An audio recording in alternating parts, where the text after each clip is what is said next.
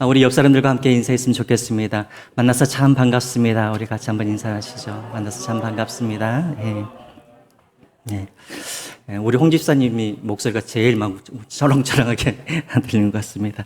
자, 지난주에 우리가 부스러기 은혜에 대해서 말씀을 드렸습니다. 나오미가 룻이 가지고 온 그 부스러기 그 양식이지만 그것을 통하여서 하나님이 우리 가정 가운데 일하고 계심을 그 부스러기를 통하여서 이제 깨닫게 된 것이죠.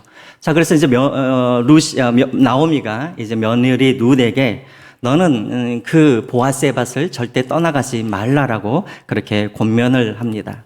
자, 그런데 이제 문제가 하나 생깁니다. 어떤 문제가 생기냐면 여러분 23절 지난주에 우리가 보았던 룻기 2장 23절을 한번 보겠습니다. 제가 읽겠습니다. 이에 룻이 보아스의 소녀들에게 가까이 있어서 보리추수와 밀추수를 마치기까지 이삭을 주우며 그의 시어머니와 함께 거주하니라 라고 되어 있습니다. 여러분, 어머니로부터 이제 그 밭을 떠나지 말라라고 권면을 받은 룻은 23절에 본 것처럼 이제 보리추수와 밀추수가 마치기까지 그 밭을 떠나지 아니하였다라고 그렇게 되어 있습니다.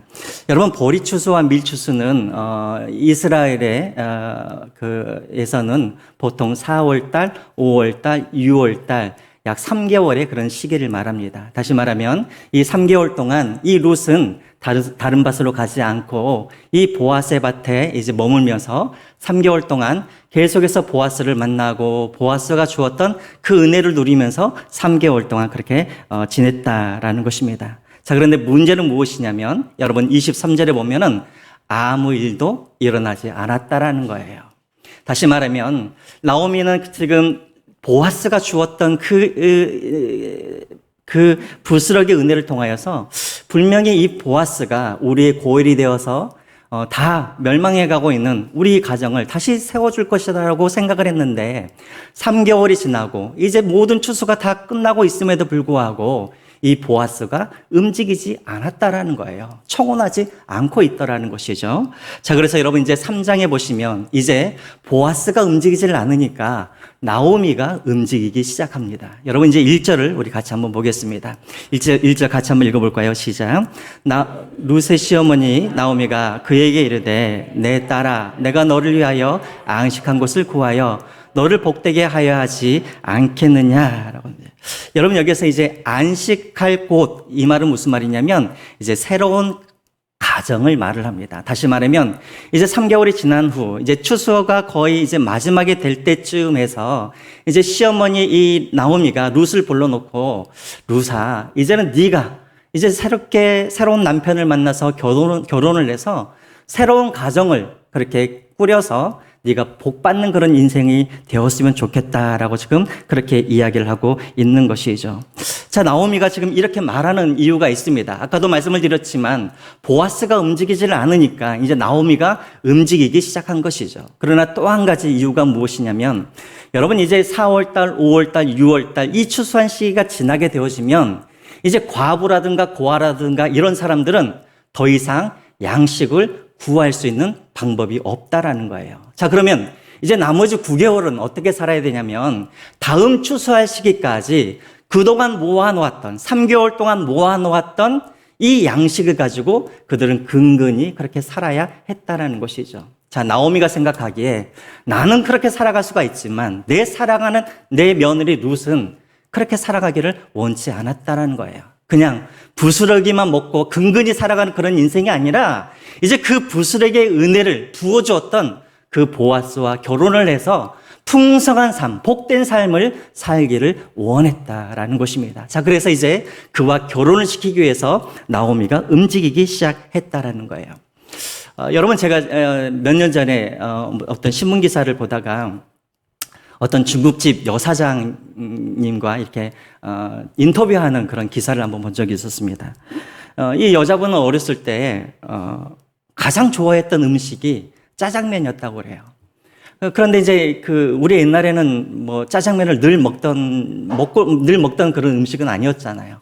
이분들 형편이 어려웠기 때문에 짜장면을 언제 먹었냐면 1년에 딱 한 번 5월 5일 어린이날이 되면 항상 어머니가 자신의 손을 잡고 읍내에 나와가지고 짜장면을 그렇게 한 그릇 1년에 딱 한 번 먹었다고 그래요. 자, 그래서 이 여자분이 이 소원이 무엇이었냐면 내 소원은 늘 짜장면을 먹고 싶을 때 원 없이 먹는 게 이분의 소원이었어요. 그래서 그분이 결심을 했습니다. 나는 커서 시집을 어디로 가냐면 짜장면집 사장하고 나는 결혼하겠다 그렇게 결심을 했다라는 거예요. 그런데 이제 이분이 성인이 돼가지고 결혼할 때쯤에서 이제 뭐 선을 보고 중매가 들어오는데 어느 날 갑자기 한 남자의 소개를 받는데 그 남자가 누구냐면 짜장면집 사장이었다라는 거예요. 자, 그래서 이 여자가 그 소리를 듣고 얼굴도 안 보고 그냥 그 중매장이한테 나 그 사람하고 결혼하겠다고 해가지고 그 사람하고 결혼을 했다 그래요. 자, 그래서 이제 짜장면집 사장과 결혼을 해가지고 원 없이 그렇게 짜장면을 먹었다라는 그런 인터뷰 기사를 제가 본 적이 있었습니다. 여러분, 지금 나오미가 하고자 하는 일이 바로 그거예요.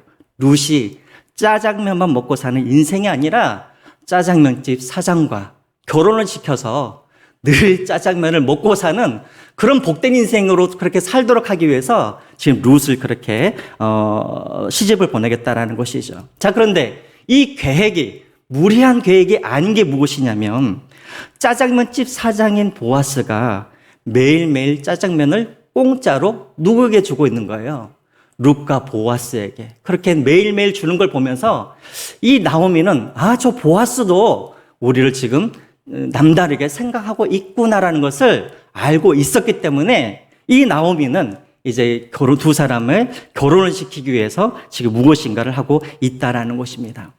여러분, 지금 나오미는 며느리 룻이 더 이상 부스러기로 만족하는 인생이 아니라 그 부스러기를 배불르게 베풀어 주었던 그런 보아스와 결혼을 시켜서 풍족한 삶을 살도록 그렇게 원하였고 그 일을 위하여서 지금 무엇인가를 하고 있다라는 것입니다. 사랑하는 성도 여러분, 우리도 마찬가지입니다. 제가 지난주에 여러분들에게 말씀드리기를 우리는 하나님께서 주시는 이 부스러기 은혜를 우리가 무시하거나 하찮게 여겨서는 안 된다라고 말씀을 드렸습니다.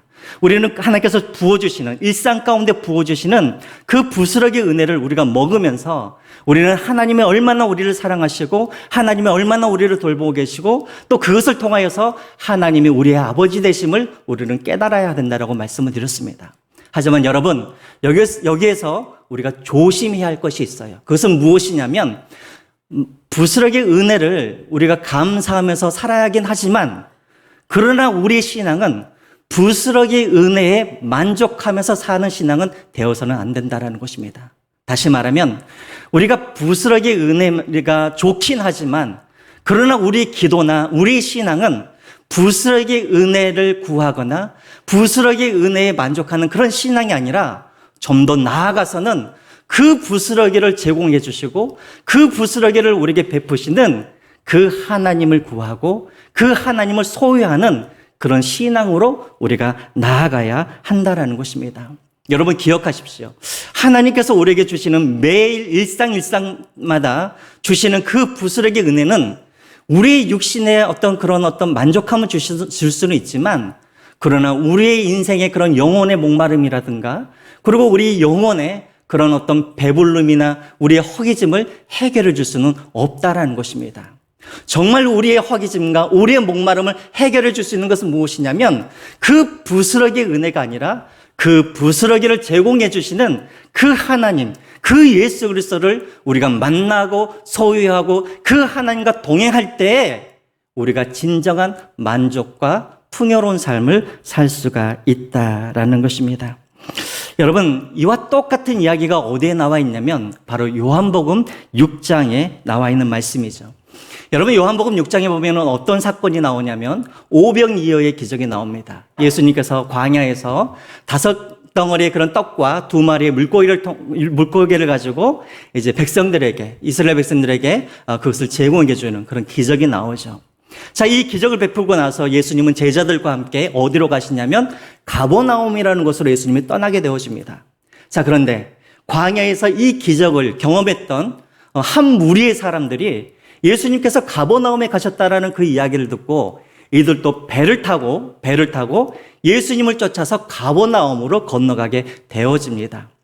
여러분, 우리가 복음서를 보면은 예수님을 찾기 위해서, 예수님을 쫓기 위해서, 예수님을 만나기 위해서 배를 타고 예수님을 찾아가는 사람은 한 사람도 없었습니다. 바로 이 사람들이 유일한 사람이었다라는 것이죠. 여러분 얼마나 믿음이 있고 얼마나 열심히 있는 사람들입니까? 자, 그런데 가버나움에서 예수님께서 한 무리의 사람들이 배를 타고 오는 것을 보시고 그 무리들을 예수님께서는 칭찬하고 계시는 것이 아니라 예수님은 그들에게 오히려 책망하고 그들을 꾸짖는 장면들이 나옵니다. 자, 왜냐하면 예수님께서는 그들의 의도를 잘 알고 계셨다라는 거예요. 그들이 예수님을 찾아온 목적이 무엇이었냐면 예수님이 목적이 아니라 그들의 목적은 무엇이었냐면 예수님이 베푸셨던 그 떡이 이들에게는 목적이었다라는 것입니다. 다시 말하면 그들이 지금 가버나움까지 찾아온 이유는 무엇이었냐면 예수님을 만나고 예수님을 자신들의 소유로 삼기 위해서 그곳에 온 것이 아니라 예수님이 주시는 그 부스러기 은혜를 찾아서 그들이 왔다라는 것이죠. 자, 그래서 그들을 향하여서 예수님께서 뭐라고 말씀하시냐면 요한복음 6장 35절에 이렇게 말씀을 하십니다. 우리 같이 한번 읽어보겠습니다. 시작. 예수께서 이르시되 나는 생명의 떡이니 내게 오는 자는 결코 줄이지 아니할 터이요 나를 믿는 자는 영원히 목마르지 아니하리라 라고 되어 있습니다. 무슨 말입니까? 지금 너희들이 구하는 그 떡은 결코 너희들을 배부르게 할 수 없다라는 거예요. 너희들이 정말 배부르려고 한다면 생명의 떡인 나를 먹고 나를 마셔야 그래야지 영원히 목마르지 아니하고 영원히 허기지지 아니할 것이다 라고 그렇게 말씀하고 있습니다. 다시 말하면 지금 예수님은 뭐라고 하시냐면 내가 주는 이 부스러기 은혜가 너희들을 만족해 할 수가 없고 너희들이 나를 만나고 나를 소유하고 나를 너희들이 소유할 때 그리고 나와 동행할 때 너희들이 진정한 만족과 진정한 목마름에서 해결할 수 있다라고 지금 말씀하고 있습니다. 여러분 우리도 마찬가지입니다. 날마다 하나님께서 주시는 그 부스러기 은혜 우리가 무시하거나 하찮게 여겨서는 안 됩니다. 그러나 우리의 기도가 늘 그 부스러기 은혜를 구하는 데에서만 머물러서는 안 된다라는 거예요. 또 우리의 기대와 우리의 소망이 늘 그 부스러기 은혜로 만족해서는 안 된다라는 것입니다. 우리의 기대와 우리의 소망은 어디로 향해야 되냐면 부스러기 은혜가 아니라 그 은혜를 베풀어 주시는 그 하나님께로 예수 그리스도께로 우리가 나아가야 한다라는 것이죠. 우리가 인생을 살아가면서 왜 우리가 예수 그리스도를 믿음에도 불구하고 우리는 늘 목마르는 인생, 허기진 인생을 살아갈 수밖에 없을까요? 왜 아파트 값은 올라가고 먹을 것은 많고 자녀들도 잘 되고 내 사업도 잘 되는데 왜 내 인생은 계속해서 목마르고 허기진 그런 인생을 우리가 살아갈 수밖에 없는가? 그 이유가 있죠. 부스러기 은혜만을 바라보면서 살기 때문에 그렇다라는 것입니다. 여러분 제가 바라고 원하기에는 오늘 여기에 계신 여러분 모두는 하나님께서 주시는 그 부스러기 은혜에만 만족하지 마시고 또 하나님이 주시는 그 부스러기 은혜만을 여러분들이 바라보면서 기도하지 마시고 그 부스러기 은혜를 제공해 주시는 영원한 생명이 되시며 영원한 생수가 되시며 우리 영원한 생명의 떡이 되신 그 예수 그리스도를 여러분들이 바라보시고 구할 수 있는 여러분들이 되시기를 주님의 이름으로 축원드립니다. 자, 그러면 이제 이 나오미가 이제 이 보아스를 움직이기 위해서 이제 구체적으로 일을 하기 시작하는데요. 자, 그 계획이 이제 나오게 되어집니다. 먼저 여러분 2절을 보시면 이 나오미가 가장 좋은 시간대를 이제 택하게 되어집니다. 여러분 2절을 한번 보겠습니다. 2절 같이 한번 읽어볼까요? 시작. 내가 함께하던 하녀들을 둔 보아스는 우리 친족이 아니냐. 보라, 그가 오늘 밤에 타작마당에서 보리를 까불리라 라고 되어 있습니다. 여러분 회사를 다니는 사람들이 한 달 중에 가장 기다리는 시간이 어떤 날일까요? 네? 월급날이죠. 월급날이 가장 기다리는 날이죠. 월급날만 되면 뭐 어떤 사람들이 나한테 시비를 걸어도 좀 마음이 좀 넉넉해지고 뭐 기쁜 마음으로 그냥 하루를 보낼 수가 있습니다. 양을 치는 사람들은 가장 그 기쁜 날, 1년 중에 가장 축제의 날이 언제냐면 양털을 깎는 날입니다.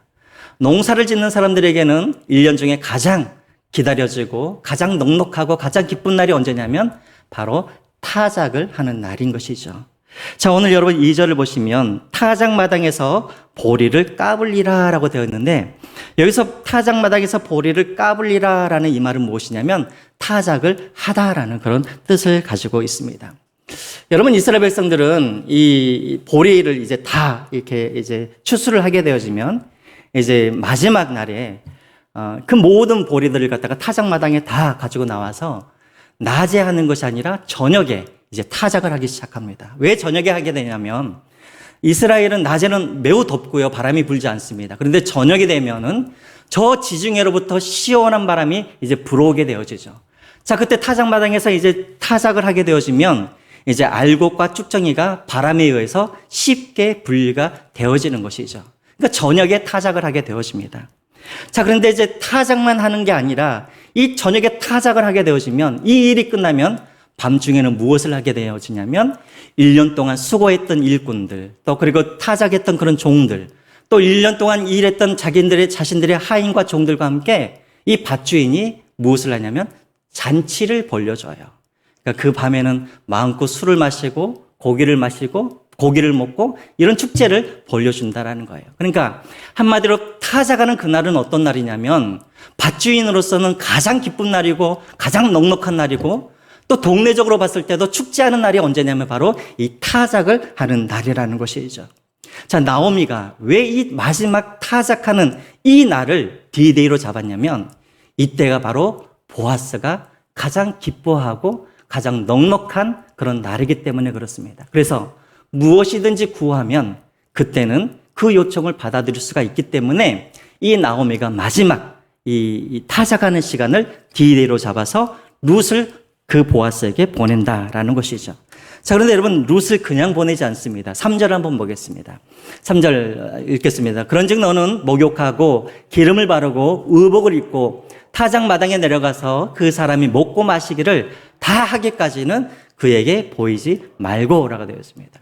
여러분, 이 이스라엘은 물이 귀한 곳이죠. 그래서 여자들도 평소에는 목욕을 잘 하지 못합니다. 자, 그런데 룻에게 야, 오늘 밤에는 물을 아끼지 말고 목욕을 하고 또 기름을 바르고, 이 말은 무슨 말입니까? 향수를 좀 뿌리고 그 다음에 의복을 입고 새 옷을 좀 갈아입고 타작마당으로 내려가라라고 말을 합니다. 그리고는 축제의 날 네 모습을 보여주지 말고 숨어 있으라라고 그렇게 이제 조언을 해줍니다. 자, 그리고 여러분 이제 4절 한번 보겠습니다. 이제 더 구체적으로 이제 타작마당에서 룻이 해야 할 일에 대해서 이야기를 해주고 있죠. 우리 4절을 같이 한번 읽어보겠습니다. 시작.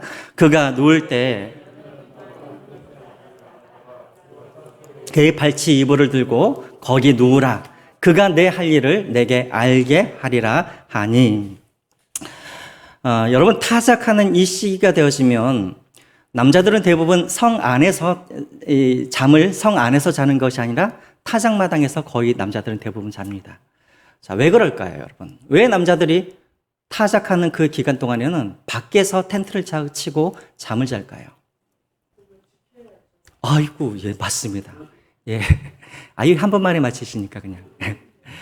지켜야 되잖아요. 왜냐하면 그때 타작하는 그 시기가 되어지면 도적대들이, 이방 민족들이 들어와서 그 양식을 다 훔쳐가 버리기 때문에 그렇죠. 우리가 어디서 그것을 확인할 수가 있냐면 사사기 6장에 보면은 기드온이 몰래 밤중에 숨어서 타작하는 그 모습 기억나시죠? 왜 그렇습니까? 미디안 족속들이 타작하는 그 시기가 오면은 늘 찾아와서 양식을 뺏어가기 때문에 숨어서 그렇게 타작하는 그런 모습을 보게 되어집니다. 마찬가지죠.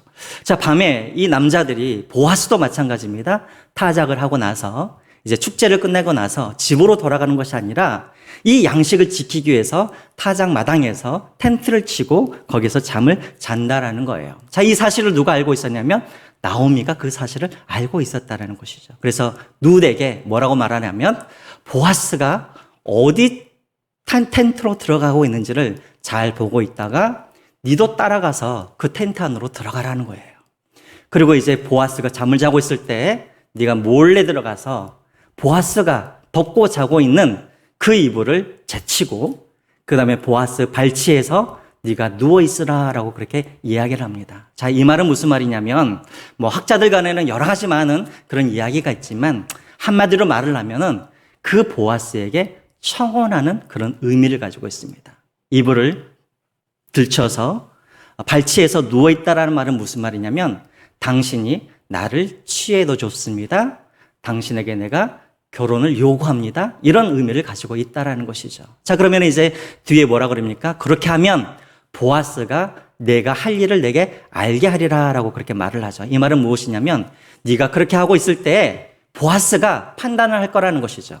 너를 받아들일지 아니면 네 청혼을 받아주지 아니할지 그렇게 할 것이다라고 그렇게 지시를 합니다. 자, 그러자 여러분 5절과 6절을 보면은 이 룻이 그 이야기를 듣고 아니 어머님 난사스럽게 어떻게 제가 그 일을 할 수 있습니까? 가 아니라 이 룻이 어머니 말대로 모든 것을 순종하면서 그 일을 했다라는 것입니다. 자, 여러분 텐트 안에서 어떤 일들이 벌어졌는지 궁금하시죠? 다음 주에 이제 그 이야기가 나오고 오늘은 여기까지입니다. 자, 그러면 여러분 이쯤에서 여러분들에게 질문을 하나 할게요. 여러분들이 보시기에 지금 이 나오미의 이 행동은 하나님을 믿는 믿음의 사람의 모습인 것 같습니까? 아니면 하나님을 믿지 않는 그런 세상 사람들의 그런 믿음 없는 행동처럼 보여지십니까? 여러분, 다르게 또 여러분들이 질문을 하겠습니다. 우리가 정말 하나님의 섭리 그리고 하나님의 주권을 믿는 사람들이라면 나오미처럼 어떤 것을 얻기 위해서 계획하고 조작하는 하는 것이 맞습니까? 아니면 하나님께서 직접 그 일을 해 주실 수 있도록 계속해서 기다리는 것이 맞습니까? 여러분들은 하나님의 주권 믿으시죠? 하나님의 섭리를 믿으시죠? 자, 그렇다면 하나님께서 아무리 기다려도 하나님께서 전혀 움직일 그런 기미가 안 보이면 여러분들은 계속해서 그 하나님의 섭리를 믿고 기다리시겠습니까? 아니면 여러분은 나오미처럼 이렇게 무엇인가를 조작하고 계획하고 그 일을 시작하시겠습니까? 무엇이 믿음의 사람의 행동일까요? 이게 바로 이제 우리가 보통 신학적으로 생각하면 하나님의 그런 주권, 하나님의 섭리와 인간의 책임에 대한 그런 문제이겠죠. 그렇죠? 제가 여러분들에게 지난주에도 계속해서 말씀을 드리지만 우리가 신앙생활을 할 때 우리가 두 가지를 구분할 줄 알아야 한다. 정말 중요한 것을 구분할 줄 알아야 되는데 그것이 무엇이냐면 내가 하고 있는 지금 이 행동이 정말 하나님의 선택을 믿고 하는 행동인지 아니면 내가 운명론에 빠져서 하는 행동인지 이것을 구분할 줄 알아야 된다는 것이죠.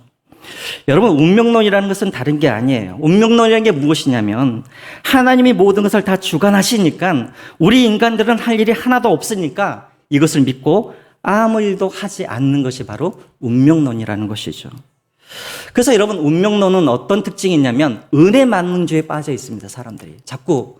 그래서 어떤 특징이 있냐면 그냥 하나님께서 은혜로 모든 일을 다 알아서 해 주시겠지 하면서 아무 일을 하지 않는 사람들이 바로 운명론자라는 것이죠. 그래서 여러분, 이런 사람들의 특징이 무엇이냐면 잘 기도하지 않습니다. 왜냐하면 하나님이 미리 나의 모든 필요를 아시기 때문에 하나님이 나에 대한 모든 계획을 갖고 계시기 때문에 굳이 기도하지 않아도 하나님께서 알아서 해 주실 줄 믿고 아무것도 하지 않는 사람들, 이게 바로 운명론이라는 것이죠. 여러분들은 어떤 사람이십니까? 여러분, 열왕기상 18장을 보면은, 열왕기상 18장을 보면, 이제 어떤 일이 나오냐면, 어느 날 하나님께서, 이스라엘에 3년 동안 가뭄을 있게 하시다가, 이제 3년째 될 때, 엘리야에게 하나님이 나타나셔서 엘리야에게 뭐라 그러시냐면, 이제 내가 이 땅에 비를 내려주시겠다라고 약속을 합니다. 자, 그러면 여러분들이 엘리야라면 여러분들은 무엇을 하시겠어요? 하나님께서 비를 내려주시겠다고 약속을 하기 때문에 우리가 할 일은 무엇입니까? 하나님께서 비를 내려주실 때까지 그냥 기다리고 있으면 되잖아요. 자, 그런데 여러분, 열왕기상 18장 42절에 보면은 이 약속을 받은 이 엘리야가 무슨 일을 하고 있냐면, 여러분 42절을 한번 보겠습니다. 제가 읽겠습니다. 아합이 먹고 마시러 올라가니라. 엘리야가 갈멜산 꼭대기로 올라가서 땅에 꿇어 엎드려 그의 얼굴을 무릎 사이에 놓고라고 되어 있습니다. 여러분, 엘리야가 땅에 꿇어 엎드려 그의 얼굴을 무릎 사이에 놓고, 이 말은 무슨 말입니까? 지금 뭘 하고 있다라는 거예요? 하나님 앞에서 간절히 기도를 하고 있다라는 거예요. 무슨 기도를 하고 있냐면 비를 내려달라고 지금 기도를 하고 있다라는 것이죠. 여러분, 엘리야는 믿음이 없는 사람 같아요. 왜요? 하나님께서 주시겠다고 약속을 했으면 그냥 믿고 앉아 있으면 되지 왜 비를 내려달라고 기도를 하냐는 것이죠.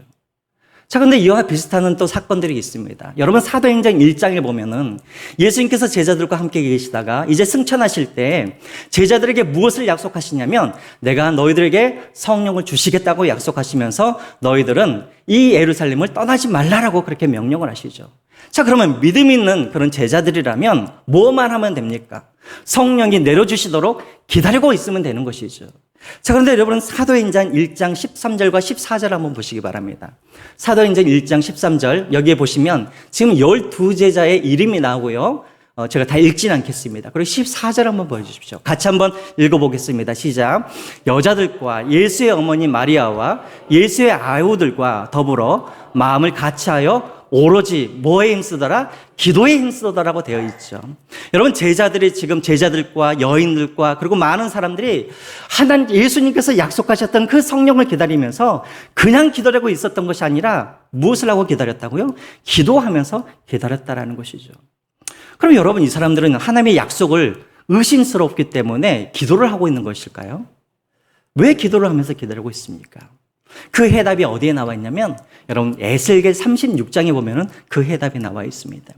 에스겔 36장에 보면 어떤 사건이 있냐면 하나님께서 어느 날 이 에스겔에게 나타나셔서 이제 내가 남유다를 이제 바벨론으로부터 이제 포로됐던 그들을 내가 자유케 하고 다시 그들을 예루살렘으로 인도하겠다라고 약속을 하십니다. 그리고 내가 너희들에게 새 영을 부어주겠다라고 약속을 하세요. 자, 그런데 이렇게 많은 것들을 하나님께서 에스겔에게 약속하시면서 마지막 37절에 이렇게 말씀을 하십니다. 자, 같이 한번 읽어볼까요? 시작. 주 여호와께서 이같이 말씀하시느니라. 그래도 이스라엘 족속이 이같이 자기들에게 이루어 주시기를 내게 뭐하라고요? 구해야 할지니라고 말씀하고 계십니다. 보세요. 하나님께서 지금 이 에스겔에게 많은 것들을 회복을 약속하시면서 그들에게 뭐라고 하시냐면 내가 이 약속을 지켜주긴 할 텐데 너희들도 해야 할 일이 있다라는 거예요. 뭐예요?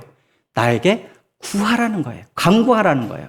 그러면 그 약속이 성취되어질 것이다라고 말씀하고 있습니다. 여러분, 이제 저를 한번 보십시오.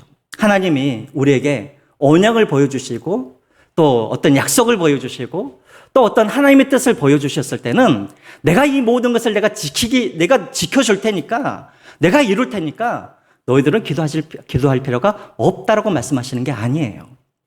이 말은 무슨 말이냐면 내가 하나님의 뜻을 보여주시고 하나님의 언약을 보여주시고 하나님의 약속을 보여주시는 이유는 무엇이냐면 이제부터 너희가 기도해야 할 것이 바로 이것이다라는 것을 보여주시기 위해서 하나님이 우리에게 뜻을 보여주셨다라는 거예요. 여러분, 부스러기 은혜도 마찬가지입니다. 왜 하나님께서 우리에게 부스러기 은혜를 주시고 또 때로는 왜 하나님께서 우리에게 어떤 고난과 어떤 역경을 주시냐면 이것을 통하여서 내가 인도할 테니까 너희들이 걱정하지 말고 아무것도 하지 말라가 아니라 이것을 주시는 이유가 무엇이냐면 이제부터 너희가 기도해야 할 것이 이것이다라는 것을 말씀하기 위해서 우리에게 그것을 보여주셨다라는 것입니다. 여러분, 우리는 하나님의 뜻에 대해서 우리가 때로는 착각할 때가 있어요. 우리가 하나님의 뜻 하면은 하나님은 한 번 뜻을 정하시면 절대 하나님은 뜻을 바꾸지 아니하시는 분이다라고 생각하고 그냥 우리는 그것이 하나님의 뜻이라고 생각하면 아무 일도 하지 않은 그런 분들이 있다라는 것이죠. 그러나 여러분, 하나님의 뜻에는 두 가지 뜻이 있어요. 첫 번째 뜻은 무엇이냐면 절대 변하지 않는 뜻이에요.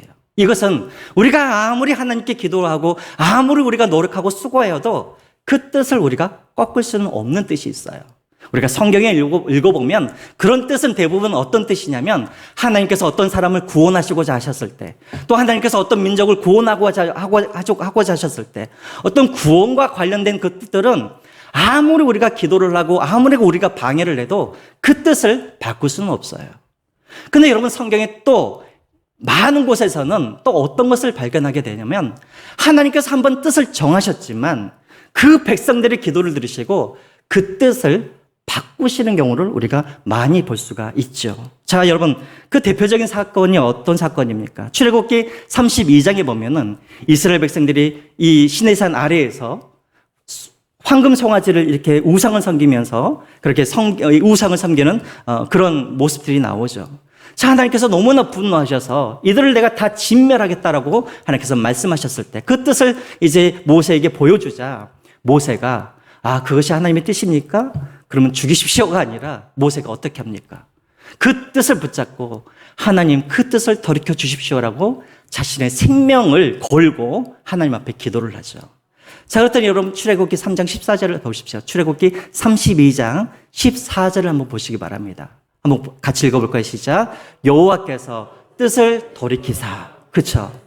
여러분, 여호와께서 뜻을 정하셨지만 우리 기도를 들으시고 어떻게 하십니까? 그 뜻을 돌이키셨다라고 나오죠. 여러분 또 아모스 7장을 한번 보시기 바랍니다. 아모스 7장에 보면은 북이스라엘 백성들이 아무리 경고를 해도 그들이 돌아오지 않자 하나님께서 아모스에게 환상을 보여주십니다. 내가 이제 이 백성들을 내가 메뚜기 떼와 불로 내가 심판하겠다라고 지금 하나님이 경고를 하시죠. 자, 그때 아모스가 그 경고의 소리를 그 하나님의 뜻을 듣고 그렇습니까? 어쩔 수가 없군요가 아니라 이 아모스도 모세의 심정을 가지고 하나님 앞에 기도를 하기 시작합니다. 자, 그랬더니 여러분 아모스 7장 3절에 이렇게 나와 있죠. 같이 한번 또 읽어볼까요? 시작. 여호와께서 이에 대하여 뜻을 돌이키셨으므로. 자, 그쵸. 기도를 들으시고 또 하나님께서 그 뜻을 돌이키시는 장면을 또 우리가 보게 되었습니다. 우리가 너무나 잘 알고 있는 열왕기하 20장에도 마찬가지입니다. 하나님께서 어느 날 히스기야에게 죽을 병을 주시죠. 그리고 이사야에게 하나님께서 말씀하십니다. 이제 히스기야에게 가서 이제 네 인생을 좀 이제 다 정리를 해라. 이제 너는 죽을 것이다라고 그렇게 이제 가서 전달하라라고 그렇게 이야기를 합니다. 자, 히스기야가 그 이야기를 듣고 이것이 내 운명이구나 하고 포기한 것이 아니라 어떻게 합니까? 이사야에게 기도를 부탁하게 되어지고 그 자신도 하나님 앞에 엎드려 기도를 하게 되어지죠. 자, 그랬더니 여러분 어떻게 합니까? 열왕기하 20장 2절에 보면은 하나님께서 그들의 기도를 들으시고 내가 너의 눈물을 보았다라고 말씀하시면서 그 뜻을 돌이키시고 히스기야에게 몇 년 동안 더 살도록 하셨습니까? 15년이라는 시간을 더 살도록 하셨다라는 것입니다. 여러분, 하나님께서는 한번 뜻을 정하셨지만 때로는 우리의 기도를 들으시고 하나님은 그 뜻을 돌이키는 경우가 더 많이 있더라라는 것이죠. 왜 우리가 인생을 살면서 하나님께서 우리에게 약속하셨던 그 수많은 언약들과 약속들과 그리고 하나님께서 우리에게 주시겠다고 하는 그 복들을 왜 우리가 받아 누리지를 못하는가?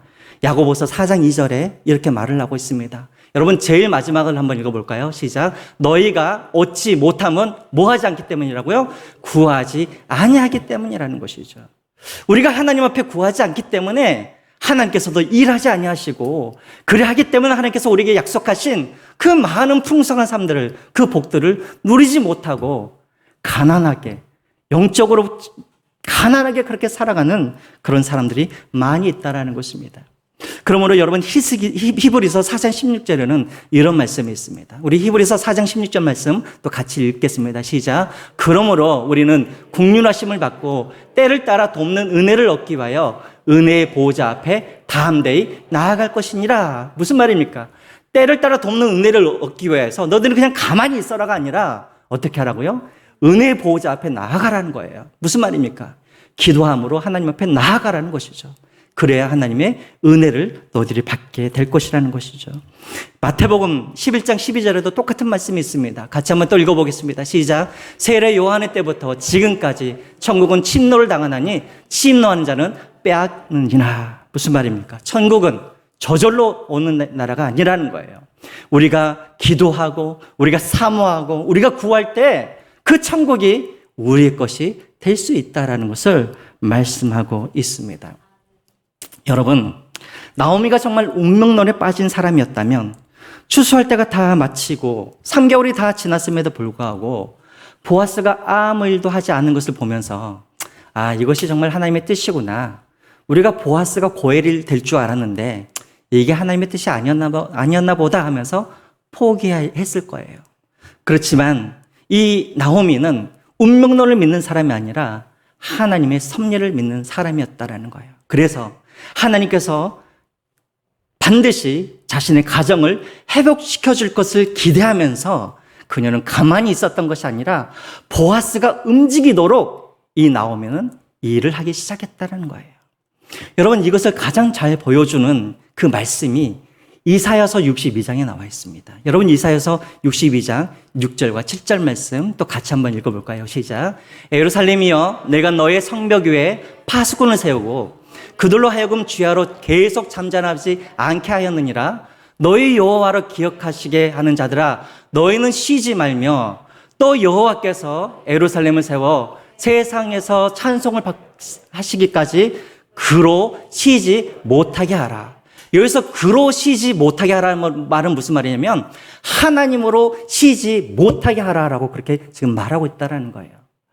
여러분 앞에 6절에는 뭐라고 나와 있냐면 너희들은 잠잠하지 말라는 거예요. 다시 말하면 기도를 쉬지 말라라는 거예요. 기도가 무엇이냐면 7절에 보시면 하나님을 쉬지 못하도록 하나님께서 계속해서 일하시도록 하는 게 뭐냐면 바로 우리의 기도라는 것이죠.